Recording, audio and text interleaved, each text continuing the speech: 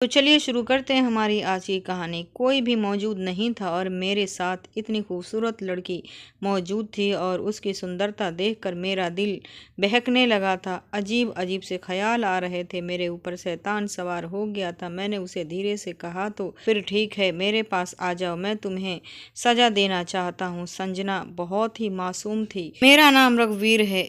यह बात तब की है जब मैं कॉलेज में पढ़ता था। मैं पढ़ाई में काफ़ी होशियार था। मेरे घर के हालात इतने अच्छे नहीं थे।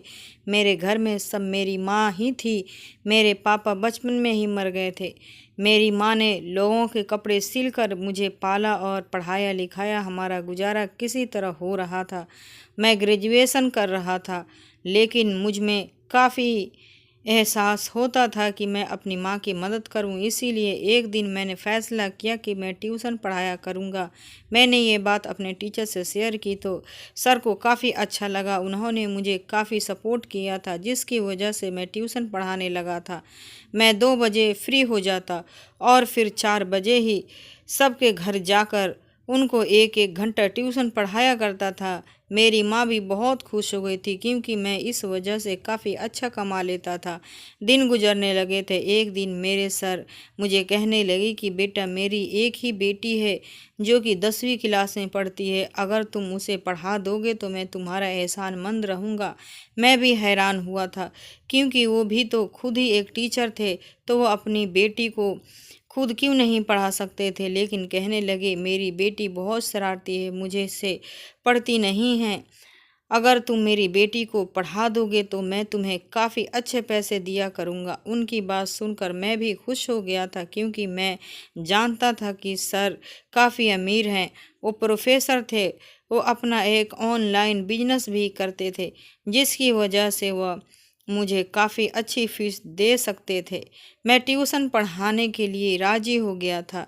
मैंने कह दिया कि ठीक है सर, 2-3 दिन बाद मैं आपके घर आ जाऊंगा। लेकिन सर उसी रोज़ ही कहने लगे कि बेटा, तुम आज ही आ जाना। जैसे ही मेरी छुट्टी हुई तो मैं सर के साथ उनके घर चला गया। उन्होंने मुझे ड्राइंग रूम में बैठाया और कहने लगे कि मैं अभी अपनी बेटी को भेजता हूँ। मैंने 3-4 मिनट इंतज़ार किया होगा। कुछ देर बाद उनकी बेटी जैसे ही ड्राइंग रूम में आई तो उसको देखकर मैं हैरान रह गया था, क्योंकि वह तो बहुत ही खूबसूरत थी और अपनी आँखों पर विश्वास नहीं हो रहा था कि मेरे सामने बैठी हुई थी वो लड़की है या अप्सरा। वो हमारे सामने आकर बैठ गई। इससे पहले कि मैं लड़कियों से बात नहीं करता था, क्योंकि मैं थोड़ा शर्मीला टाइप का लड़का था। मेरी माँ ने मेरी परवरिश बहुत ही अच्छे से की थी। मेरी बहन नहीं थी, मैं इकलौता ही था। इस वजह से काफ़ी सम्मान से उस लड़की से बात कर रहा था। कुछ देर में उसे पढ़ाता रहा। उसके बाद मैं उससे कह दिया कि आज के लिए इतना ही काफ़ी है। यह कहकर मैं घर चला गया, लेकिन मेरा दिमाग अभी भी उसी लड़की के बारे में सोच रहा था। उस लड़की का नाम संजना था। संजना बहुत ही खूबसूरत थी। संजना मुझे काफ़ी ज़्यादा सीरियस तबीयत की लग रही थी। देखने से लग रहा ही नहीं था कि वह शरारती भी हो सकती है। पर अगले दिन मैं हैरान हो गया, क्योंकि मैं बिना बताए संजना के घर चला गया था। जब मैंने संजना को घर की छोटी ड्रेस में देखा तो मैंने जल्दी से अपनी आंखें झुका ली। वह अपने फ्रेंड के साथ खेल रही थी। मैंने उसे बस एक ही नज़र देखा था, लेकिन उसने जैसे ही मुझे देखा जल्दी से अंदर चली गई।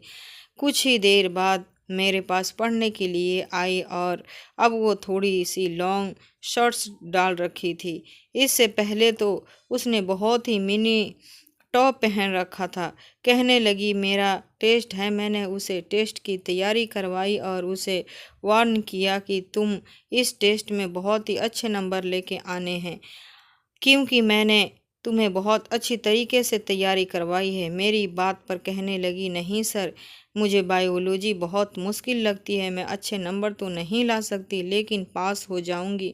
उसकी बात पर मैं हैरान हो गया था। पर इससे पहले कि वह रो देती, मैं उसे कहा, चलो ठीक है, लेकिन अगर तुम फेल हो गई तो फिर वो कहने लगी, फिर सर आप मुझे कोई भी सज़ा दे देना, मुझे मंजूर है। उसकी बात पर मैं शरारती अंदाज में मुस्कुराने लगा था। मैंने कह दिया ठीक है, अगर तुम फेल हो गई तो मैं तुम्हें सज़ा दूंगा। अब मैं उसका इंतज़ार करने लगा कि कब वो टेस्ट में फेल हो जाए, मैं उसे कोई भी सज़ा दे सकूं। न जाने मुझे संजना को तंग करने में काफ़ी मज़ा आने लगा था।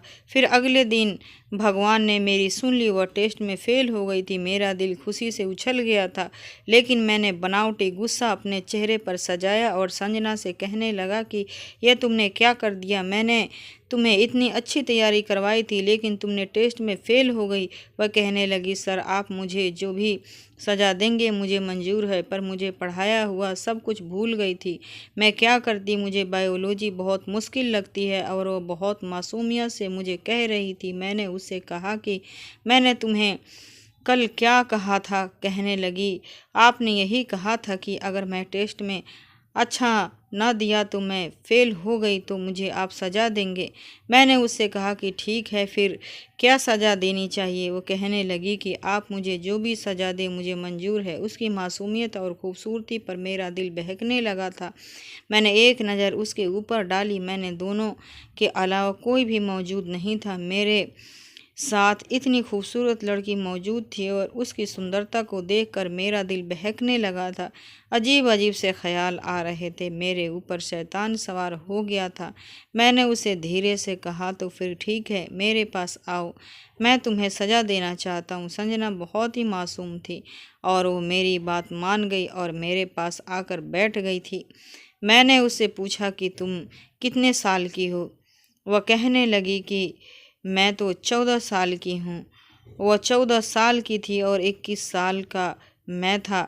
मैंने उससे कहा कि मैं तुम्हें कोई भी सज़ा दूंगा तो क्या तुम अपने घर वालों को वो सज़ा बता दोगी। तो कहने लगी, नहीं सर, मैं अपनी सज़ा क्यों बताऊंगी।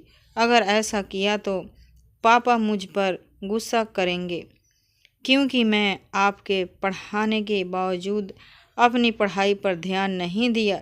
इसीलिए मैं वह सज़ा किसी को भी नहीं बताऊंगी। मैं खामोश हो गया था।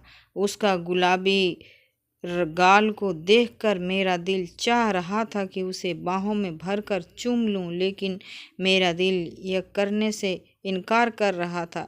कहीं न कहीं मेरी माँ की दी हुई अच्छी परवरिश ने मुझे रोक लिया था, लेकिन इसीलिए मैंने फैसला कर लिया था कि और उससे कहा कि नहीं, मैं आज तुम्हें सज़ा नहीं दूंगा, लेकिन अगर आइंदा तुमने किसी भी टेस्ट में इस तरह की कोई भी गलती की और फेल हो गई तो मैं तुम्हें ज़रूर सज़ा दूंगा।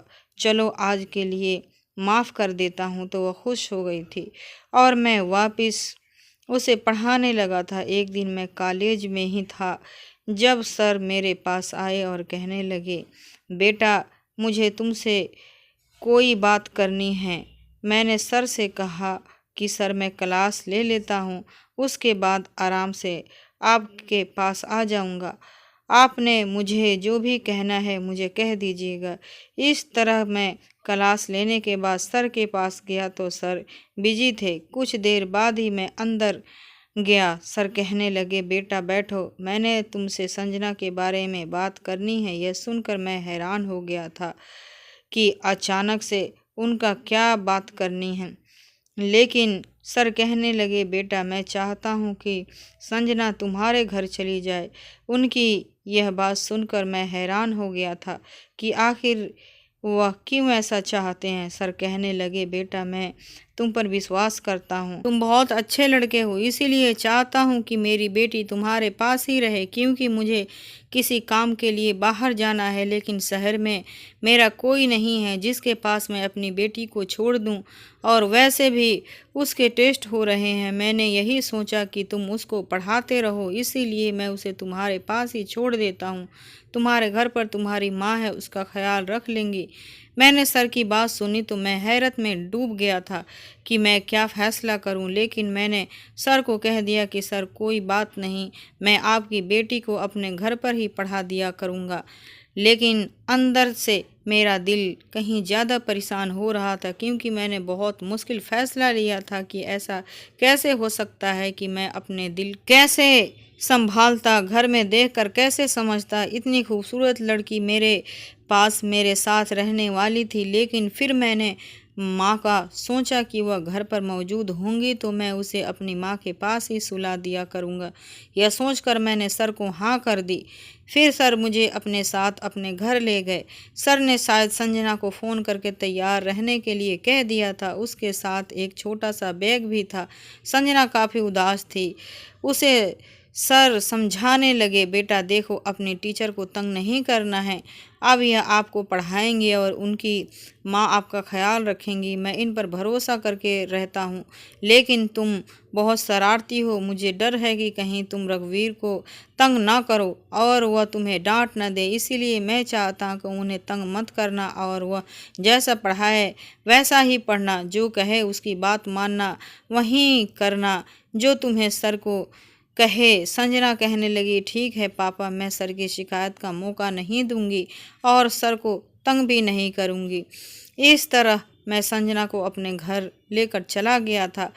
कोई गाड़ी तो थी नहीं, मैं मोटरसाइकिल पर था, इसीलिए संजना को अपने पीछे बैठाया और उसका बैग मैंने अपने आगे रख लिया था। संजना काफ़ी आराम से बैठ गई थी।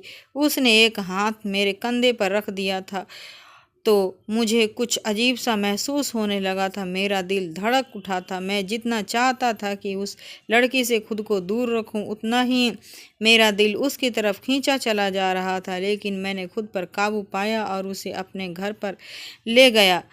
माँ ने उसे देखा तो बहुत हैरान हो गई थी। मैं माँ को सारी बात बता दी थी। माँ कहने लगी, इधर आओ बेटा, मुझे तुमसे कोई बात करनी है। मैं माँ के रूम में गया तो माँ कहने लगी, बेटा तुमने ये क्या कर दिया? तुम जानते हो ना कि तुम्हारी कज़िन की शादी है, जहाँ मुझे भी जाना है और वह दूसरे शहर में है। मैं 3-4 दिन बाद ही आऊँगी और अब तुम संजना को लेकर आ गए हो तो अब वह अकेली कैसे रहेगी? माँ की बातें सुनकर मेरे दिमाग में आया कि मैं तो भूल ही गया था, उनको तो एक शादी पर जाना था। अब मैं क्या करता? मुझे काफ़ी अजीब सा लग रहा था, लेकिन मैंने खुद को समझाया। माँ को कहने लगा कि आप इस समस्या का हल निकालें। अब ऐसा तो नहीं कर सकता कि संजना को वापस भेज दूं, क्योंकि संजना के पापा चले गए थे और अगर मैं सर को अब इनकार किया तो उन्हें अच्छा भी नहीं लगेगा। इसीलिए ऐसा करते हैं कि आप शहर चले जाएं, मैं संजना को संभाल लूँगा। वो बहुत ही अच्छी बच्ची है, मुझे कोई दिक्कत नहीं होगी। माँ कहने लगी, नहीं ऐसा नहीं कर सकते, मोहल्ले के लोग बातें बनाएंगे। मुझे गुस्सा आ गया। मैंने कहा, माँ आप मोहल्ले वालों की बातों पर कब से विश्वास करने लगी? आपको पता है ना कि मेरी नीयत क्या है, कैसा है? आपको अपने बेटे पर भरोसा नहीं है? ऐसा करें कि आप आराम से शादी में जाएं, सब कुछ मुझ पर छोड़ दें, अपने बेटे पर छोड़ दें। आपकी परवरिश पर भी दाग नहीं आने दूंगा। मेरी माँ को मुझ पर विश्वास था और मुझ पर विश्वास करते हुए वो भी शादी पर चली गई। अब इस घर में मैं था और मेरे साथ संजना थी। अब मुझसे पूछने लगी, सर आपकी मम्मी कहाँ गई? तो मैंने कहा कि बाहर कुछ काम था, रात तक घर आ जाएंगी। मैंने उसे भी कुछ नहीं बताया और यही कहा कि माँ काम से गई हैं, वो जल्दी ही वापस आ जाएंगी। मैं संजना को पढ़ाने लगा था। मैंने उसे बायोलॉजी समझा दी, लेकिन उसे नहीं आती थी। वह कहने लगी, सर कल छुट्टी है, मुझे स्कूल नहीं जाना है, इसीलिए बाकी का आप मुझे कल पढ़ा देना।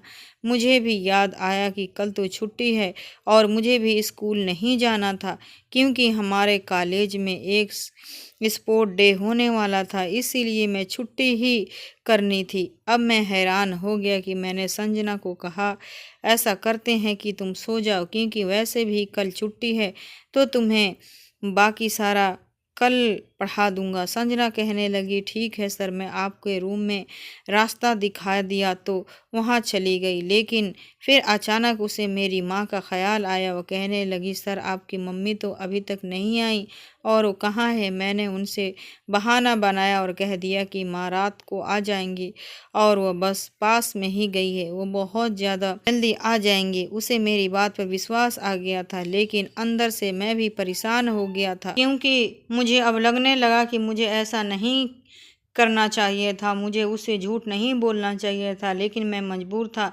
मैं नहीं चाहता था कि संजना को पता चले कि इस घर में हम दोनों अकेले हैं और उसके दिल में मेरे लिए बदगुमानी पैदा हो जाए। वह अपने रूम में जाकर लेट गई। मैं भी अपने रूम में आ गया था। मैं गहरी नींद में था कि तभी मुझे ऐसा लगा कि जैसे अचानक आधी रात को मेरे रूम में दरवाज़ा खुल गया था। मेरे रूम में अंधेरा था।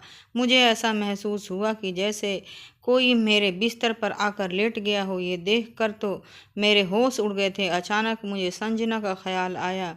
मैंने जल्दी से अपने रूम का दरवाज़ा हल्की लाइट ऑन कर दी, लेकिन जैसे ही मेरी नज़र संजना पर गई तो मैं हैरान रह गया था। मेरे बिस्तर पर संजना लेटी हुई थी। मैंने कहा, संजना ये क्या हरकत है? तुम यहाँ पर क्या करने आई हो? अपने कमरे में जाओ। वो कहने लगी, सर बुरा मत मानना, लेकिन मुझे अंधेरे में और अकेले में घर में सोने की आदत नहीं है। मैं कभी अकेले नहीं सोई हूँ। जब भी सोती हूँ पापा के रूम में ही सोती हूँ। मैंने अपना बेड पापा के रूम में ही लगा रखा है और अगर गलत नहीं हूँ तो मैं भी जानती हूँ कि इस घर में मेरे और आपके अलावा कोई भी मौजूद नहीं है, लेकिन मैं क्या करूँ? मुझे अकेले घर में डर लगता है। मैं अकेली नहीं सो सकती, इसीलिए मैं आपके पास सोऊंगी।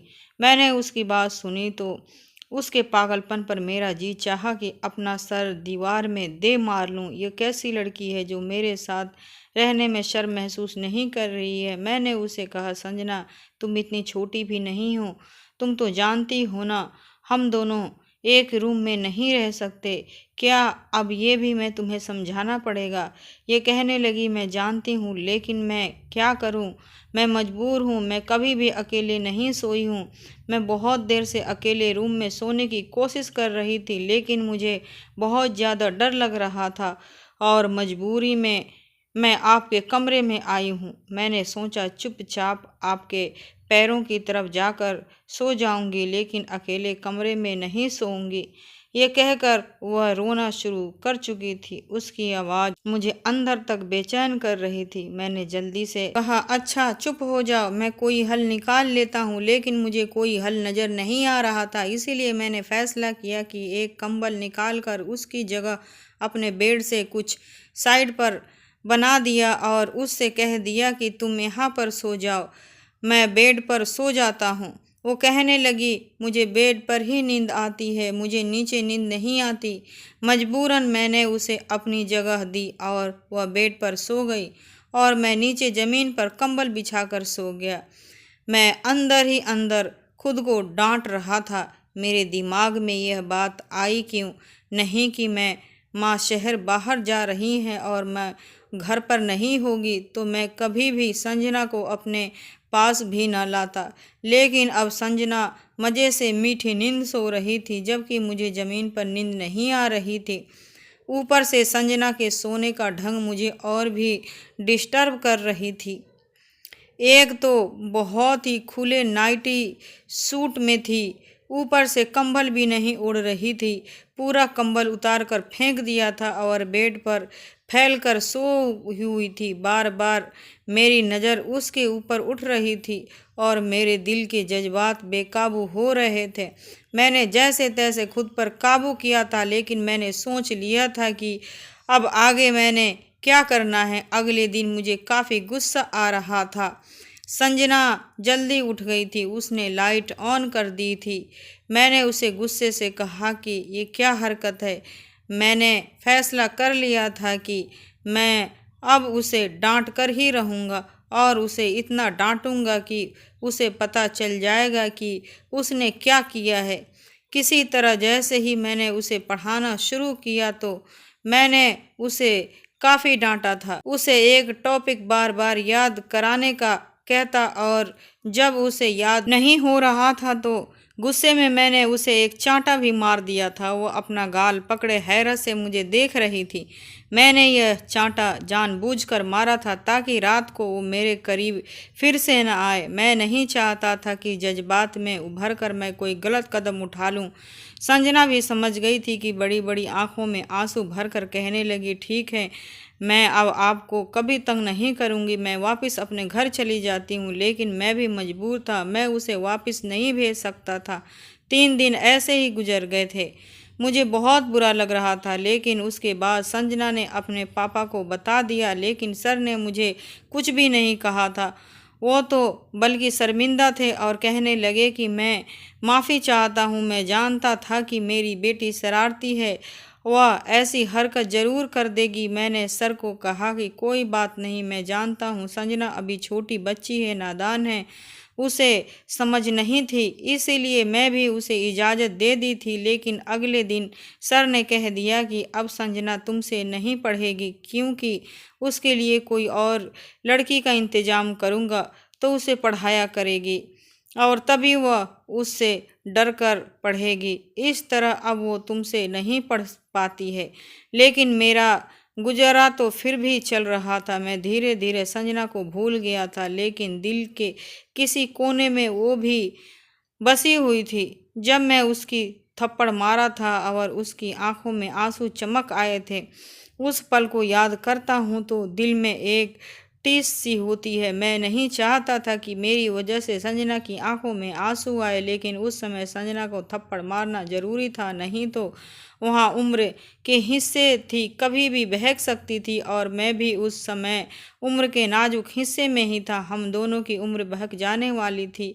अगर उस समय कुछ गलत कर जाता तो ज़िंदगी भर खुद से नज़र नहीं मिला पाता, ना अपनी माँ को सामने जाकर बात कर पाता। इसीलिए मजबूरन संजना सही राह दिखाने के लिए उसे थप्पड़ मारा था। 5 साल का समय गुजर चुका था। बस एक दिन मुझे पता चला कि अब वह यूनिवर्सिटी पहुंच गई है तो मैं बहुत हैरान हुआ था, क्योंकि उस वक्त मैं बीएससी कर रहा था। वह मुझसे 7 साल ही छोटी थी।